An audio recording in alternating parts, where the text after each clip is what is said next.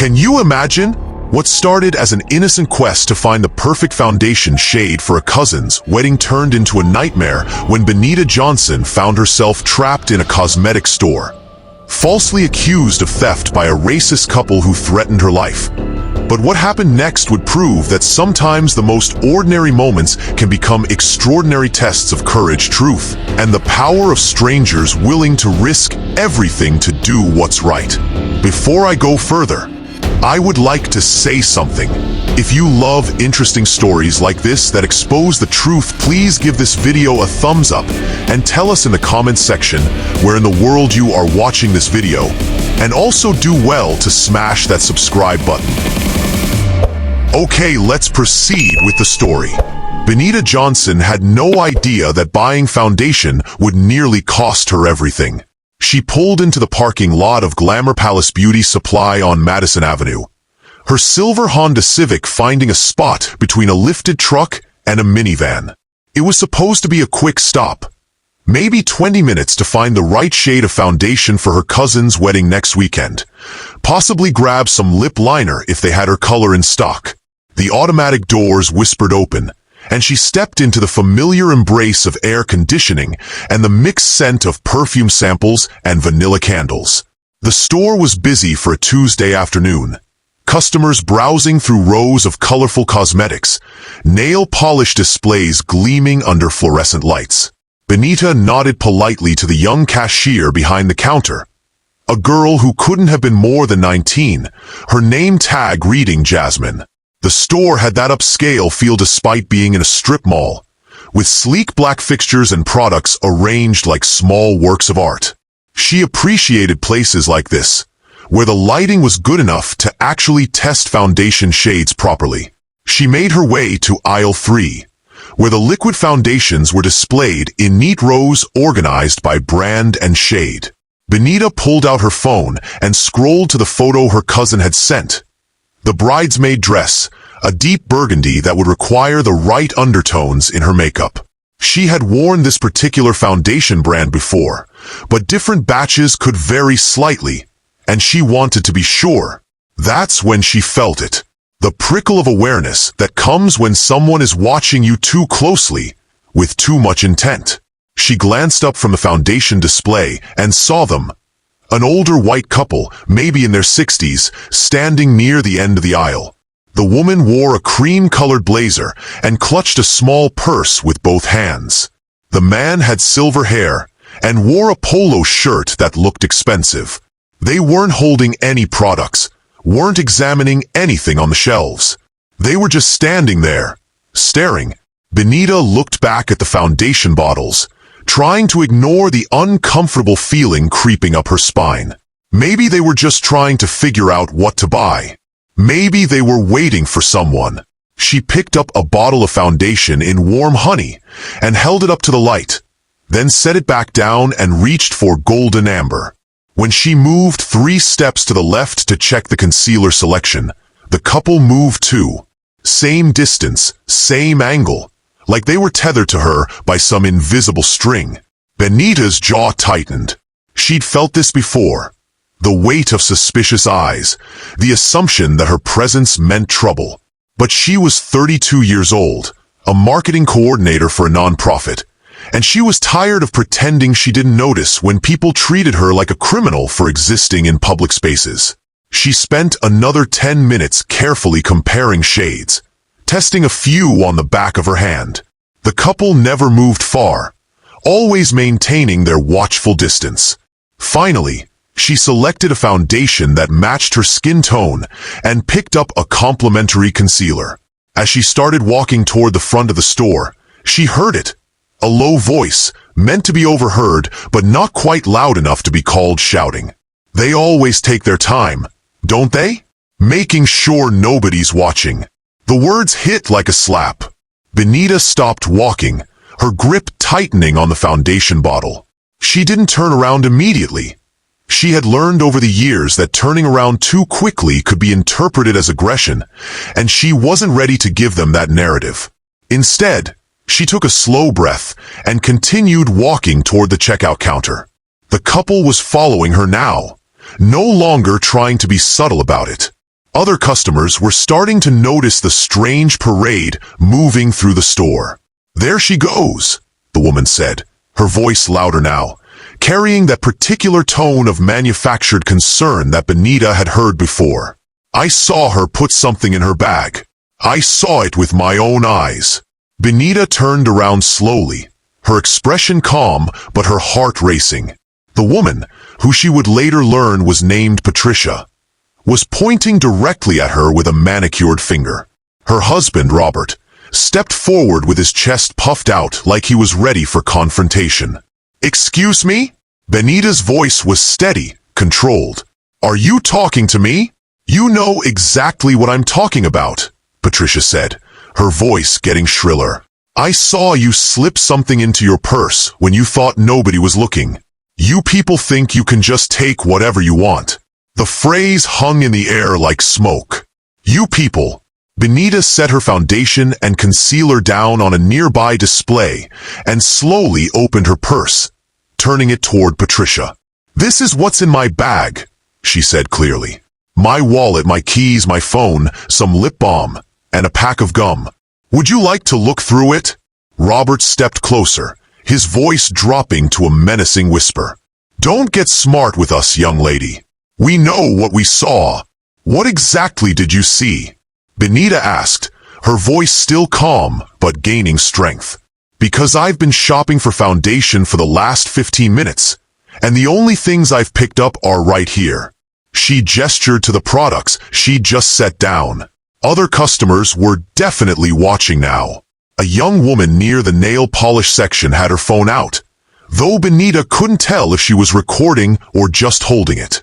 An older black woman shopping for lipstick had stopped what she was doing and was listening intently. A teenager with bright pink hair stood frozen near the hair accessories, clearly uncomfortable but unable to look away. Patricia's face was flushed now, her voice rising. "I don't care what you're saying now.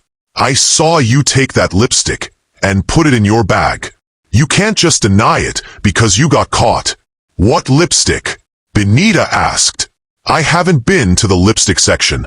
I've been in the foundation aisle this entire time." "The red one," Patricia said, then seemed to realize she was making up details. The expensive one. From the display." Benita looked around at the other customers, who were all staring now.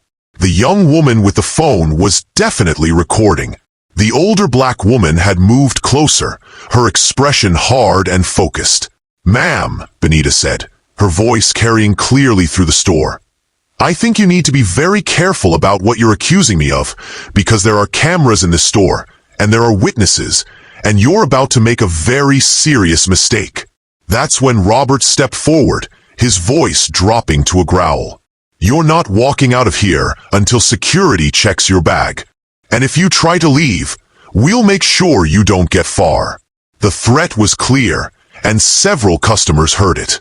The teenager with pink hair audibly gasped. The older black woman stepped forward, her voice cutting through the tension. "Hold on just a minute," she said, her tone sharp and authoritative. "I've been standing right here for the last 10 minutes, and this young lady hasn't done anything but shop for makeup. Y'all are way out of line." Patricia whirled around to face her. "This is none of your business. Stay out of it. It became my business when y'all started making false accusations in public," the woman replied firmly. "I saw the whole thing. She didn't take anything." The young woman with the phone spoke up, her voice trembling but determined. "I've been recording for the last few minutes. She's right, she didn't take anything. But y'all definitely just threatened her." Jasmine, the young cashier, had been watching the scene unfold with growing alarm. She finally stepped out from behind the counter, her hands shaking slightly. "Is everything okay over here?" she asked, though it was clear everything was definitely not okay.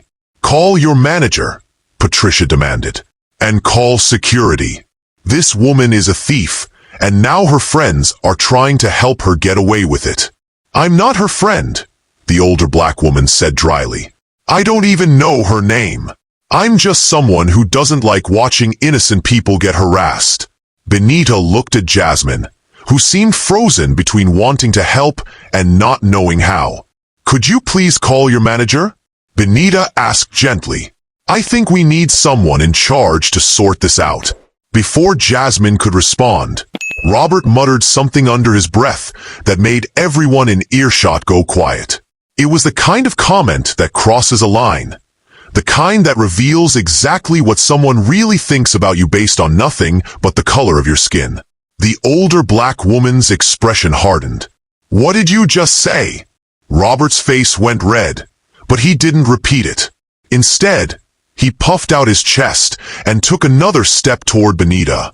"I said what I said. You heard me." That's when Jasmine finally found her voice. "Sir, I'm going to need you to step back.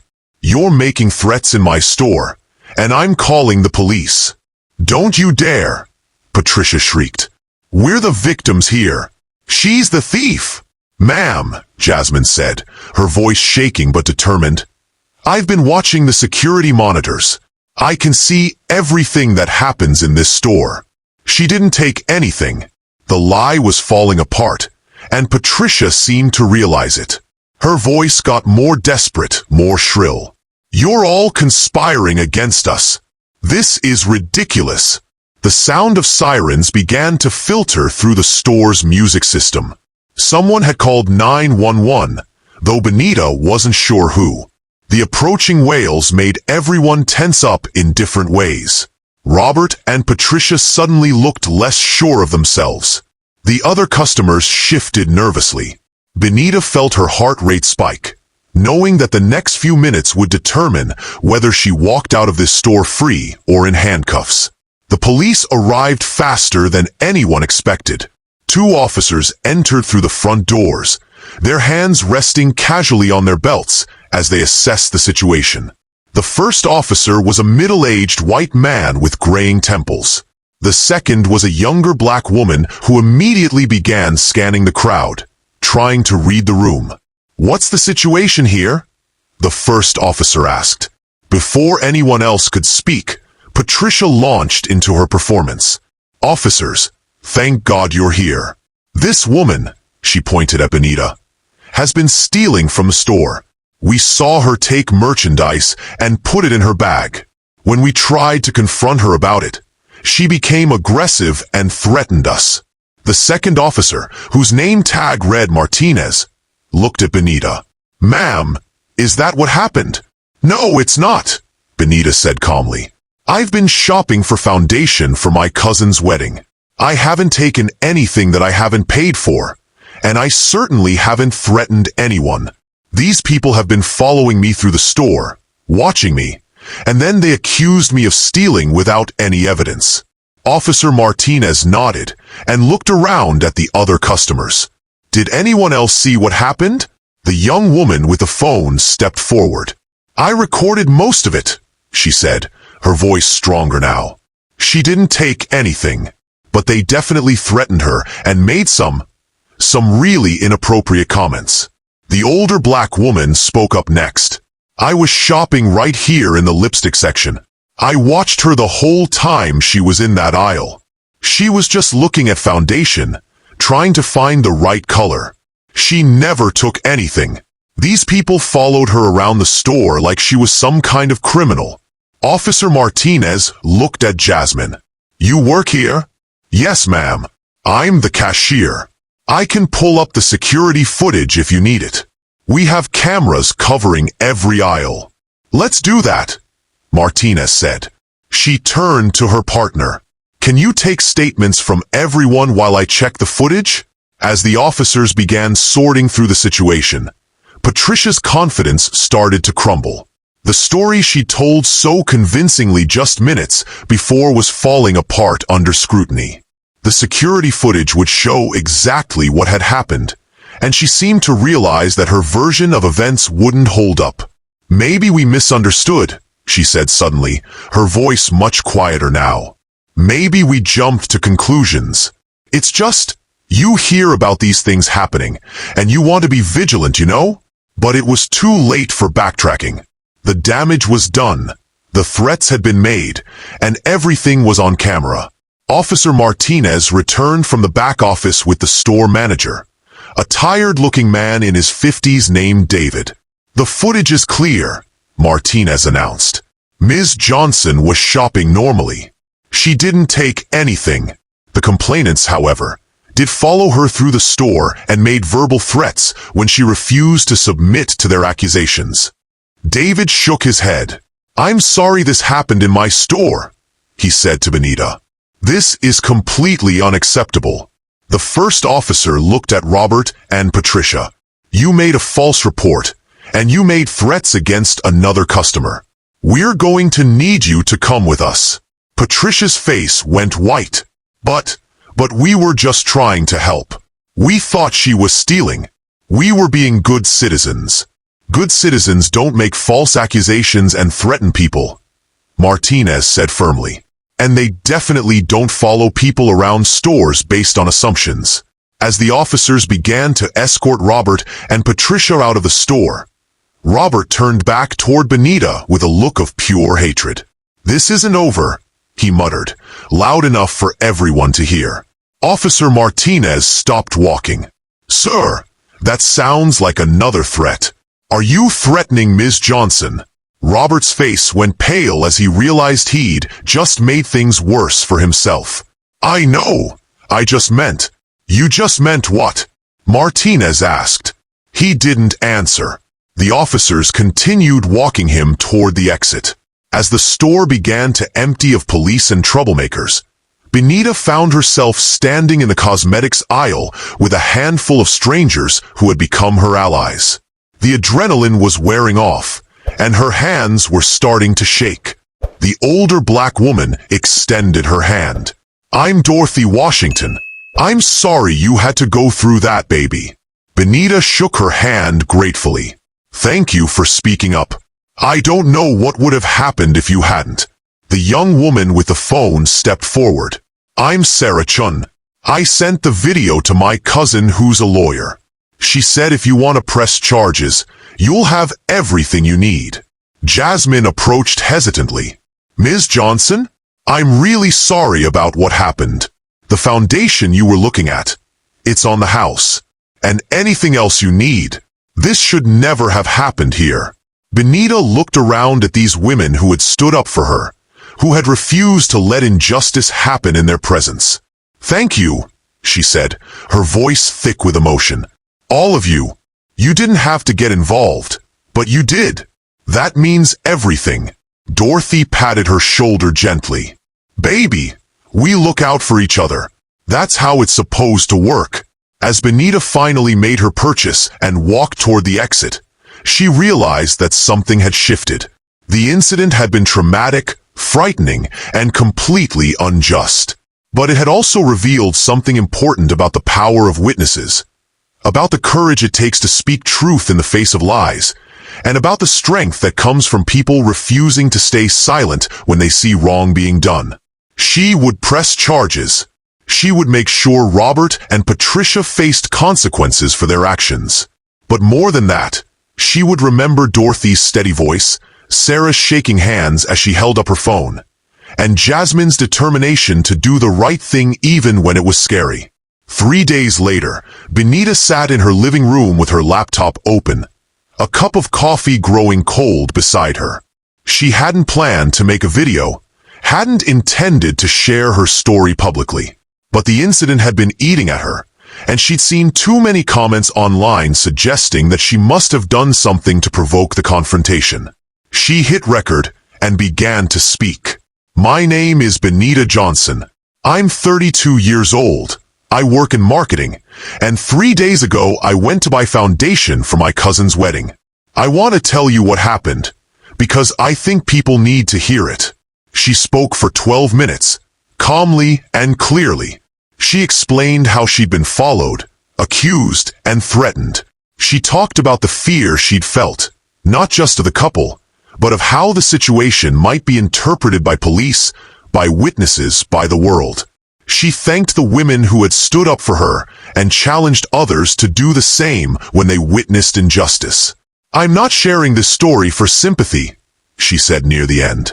"I'm sharing it because this happens every day. in stores and schools and workplaces all across this country.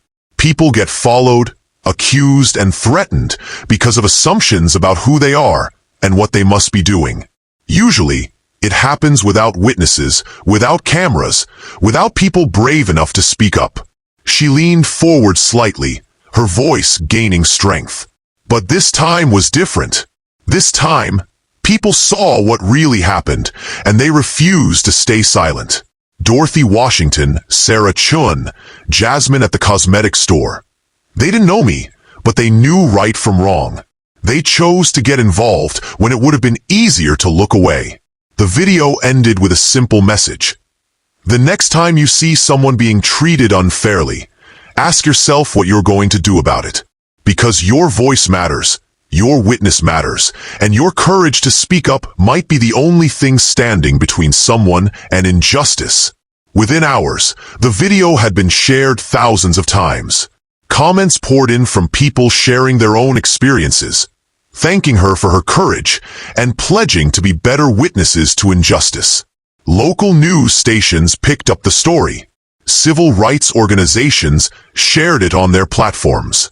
But the response that meant the most came from Dorothy Washington, who had somehow found her video and left a comment that simply said, "Proud of you, baby. Keep speaking truth."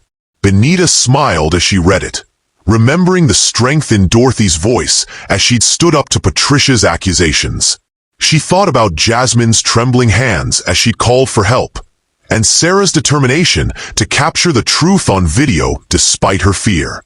The incident at the cosmetic store had been a trauma, but it had also been a revelation. It had shown her that there were people willing to stand up for what was right, even when it was uncomfortable, even when it was scary. And it had shown her that sometimes the most powerful thing you can do is simply tell the truth and trust that others will recognize it when they hear it.